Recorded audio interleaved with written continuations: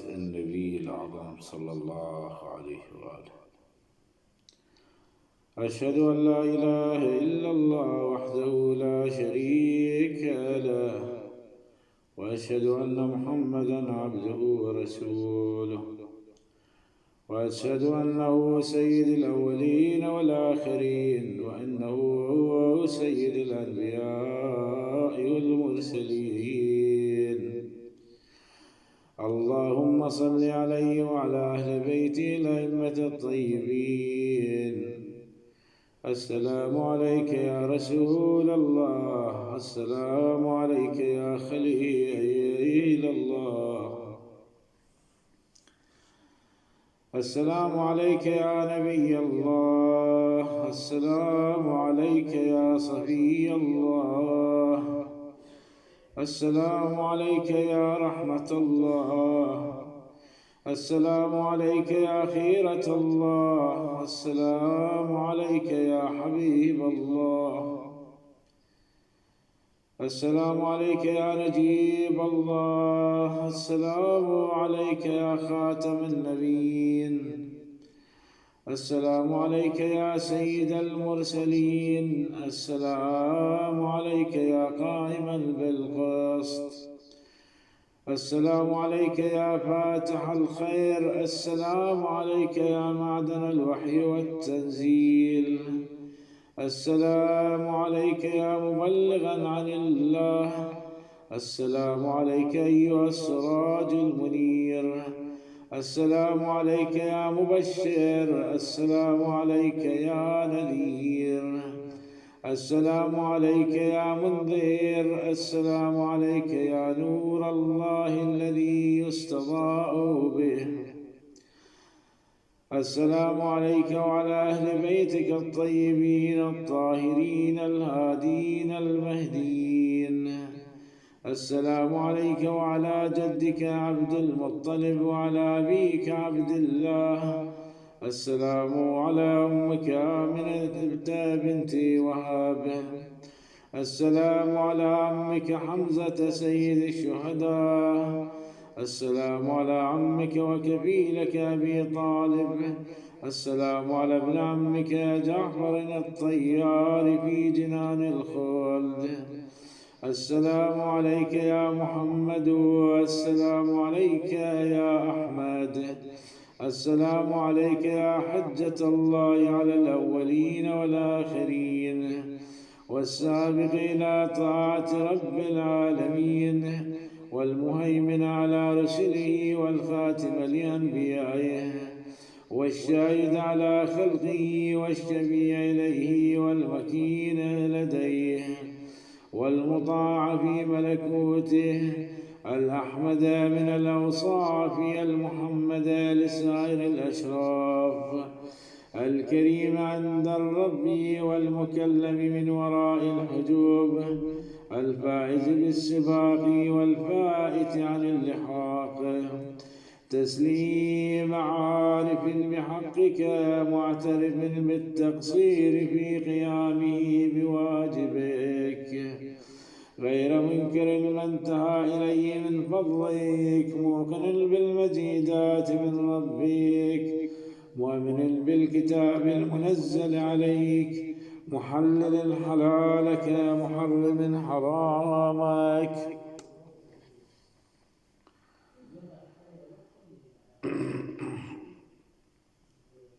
أشهد يا رسول الله مع كل شاهد وأتحملها عن كل جاحد أنك قد بلغت رسالات ربك ونصحت لأمتك وجاهدت في سبيل ربك وصدعت بأمره واحتملت الأذى في جنبه ودعوت إلى سبيله بالحكمة والموعظة الحسنة الجميلة، وأديت الحق الذي كان عليك، وأنك قد رأفت بالمؤمنين وغلظت على الكافرين،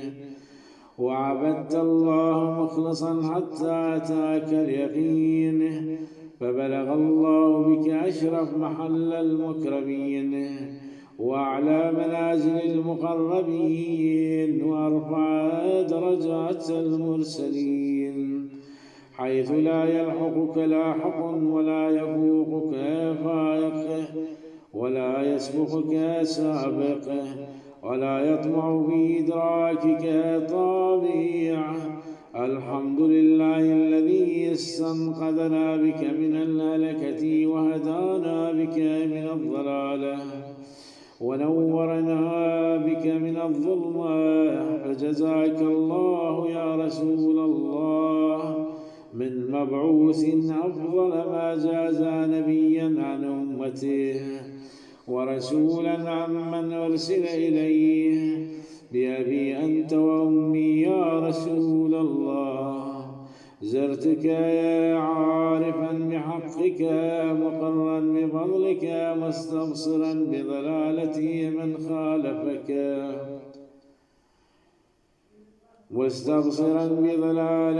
خالفك وخالف أهل بيتك، عارفا بالهدى الذي أنت عليه. بأبي أنت وأمي ونفسي وأهلي ومالي وولدي، أنا أصلي عليك كما صلى الله عليك وعلى أهل بيتك الطيبين الطاهرين. أنا أصلي عليك كما صلى الله عليك وصلى عليك ملائكته وأنبياء ورسله، صلاة متتابعة وافرة متواصلة لا انقطاع لها ولا أمد ولا أجل. صلى الله عليك وعلى أهل بيتك الطيبين الطاهرين كما أنتم أهله. اللهم اجعل جوامع صلواتك ونوامي بركاتك وفواضل خيراتك وشرائف تحياتك وتسليماتك وكراماتك ورحماتك وصلوات ملائكتك المقربين وأنبيائك المرسلين وأئمتك المنتجبين وعبادك الصالحين وأهل السماوات والأرضين، ومن سبح لك يا رب العالمين من الأولين والآخرين، على محمد عبدك ورسولك وشاهدك ونبيك ونذيرك وأمينك ومكينك ونجيك ونجيبك وحبيبك وخليلك وصبيك وصفوتك وخاصتك وخالصتك ورحمتك وخير خيرتك من خلقك، نبي الرحمة وخازن المغفرة وقائد الخير والبركة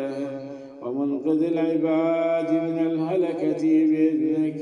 وداعيهم إلى دينهم القيم بأمرك، أول النبيين ميثاقا وآخرهم مبعثا، الذي غمسته في بحر الفضيلة والمنزلة الجليلة والدرجة الرفيعة والمرتبة الخطيرة، وأودعته الأصلاب الطاهرة ونقلته منها إلى الأرحام المطهرة لطفا منك له وتحننا منك عليه، إذ وكلت لصونه وحراسته وحفظه وحياطته من قدرتك عينا عاصمة، حجبت بها عنه مدانس العهر ومعايب السفاح، حتى رفعت به نواظر العباد وأحييت به ميت البلاد، بأن كشفت عن نور ولادته ظلم الأستار وألبست حرمك به حلل الأنوار. اللهم فكما خصصته بشرف هذه المرتبة الكريمة وذخر هذه المنقبة العظيمة، صل عليه كما وفى بعهدك وبلغ رسالاتك وقاتل أهل الجحود على توحيدك،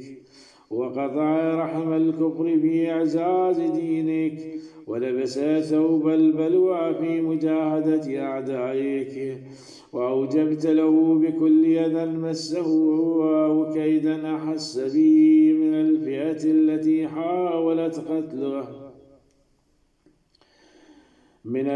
التي حاولت قتله وفضيلة تفوق الفضائل، ويملك بها الجزيل من نوالك، وقد أسر الحسرة وأخفى الزفرة وتجرع الغصة، ولم يتخط ما مثل له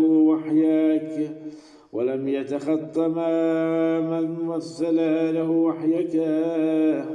اللهم صل عليه وعلى أهل بيته صلاة ترضاها لهم، وبلغهم منا تحية كثيرة وسلاما، وآتنا من لدنك في موالاتهم فضلا وإحسانا ورحمة وغفرانا، إنك ذو الفضل العظيم. وصلى الله على محمد وآله الطاهرين.